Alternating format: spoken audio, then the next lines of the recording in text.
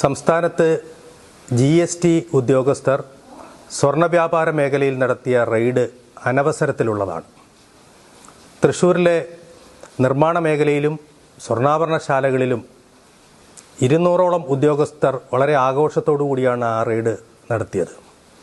നാമമാത്രമായ അധികം സ്വർണം മാത്രമാണ് റെയ്ഡിൽ കണ്ടെത്തിയത്. അതിനെ പർവ്വതീകരിച്ച് കാണിക്കാനും കോടിക്കണക്കിന് രൂപയുടെ നികുതി വെട്ടിപ്പ് കണ്ടെത്തിയെന്നുമൊക്കെയുള്ള GST ഉദ്യോഗസ്ഥരുടെ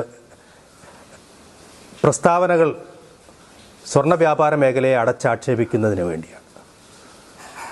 സ്വർണ്ണ വ്യാപാര മേഖലയിൽ 1 ലക്ഷം കോടിക്ക് മുകളിൽ വിറ്റുവരവും ആനുപാതികമായ നികുതിയും സർക്കാരിലേക്ക് അടയ്ക്കുന്ന ഒരു വലിയ വ്യാപാര മേഖലയാണ്. ആ വ്യാപാര മേഖലയെ തകർക്കാനും ഓണക്കാല വ്യാപാരം തടസ്സപ്പെടുത്തുന്നതിനും വേണ്ടിയുള്ള കരുതിക്കൂട്ടിയുള്ള ശ്രമമാണ് GST ഉദ്യോഗസ്ഥർ നടത്തിക്കൊണ്ടിരിക്കുന്നത്. All Kerala gold and silver merchants association ശക്തമായി ഈ റെയ്ഡിനെ ഞങ്ങൾ എതിർക്കുകയാണ്. സ്വർണത്തിൻ്റെ വിലവർധനവ് ക്രമാതീതമായി വർദ്ധിക്കുന്ന ഒരവസരത്തിൽ വ്യാപാരത്തോത് കുറഞ്ഞ ഒരു സാഹചര്യത്തിൽ ഉള്ള വ്യാപാരം കൂടി തടസ്സപ്പെടുത്താനും ഇല്ലാതാക്കാനുമുള്ള ശ്രമമാണ് GST ഉദ്യോഗസ്ഥർ നടത്തിക്കൊണ്ടിരിക്കുന്നത്.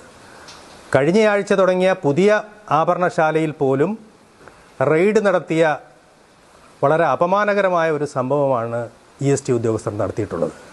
ഇവരുടെ നടപടിയിൽ all Kerala gold and silver merchants association ശക്തമായ പ്രതിഷേധം രേഖപ്പെടുത്തുന്നു. അവർക്കെതിരായിട്ടുള്ള എല്ലാ സമരപരിപാടികളും അസോസിയേഷൻ നടത്തുമെന്നും അറിയിക്കുന്നു.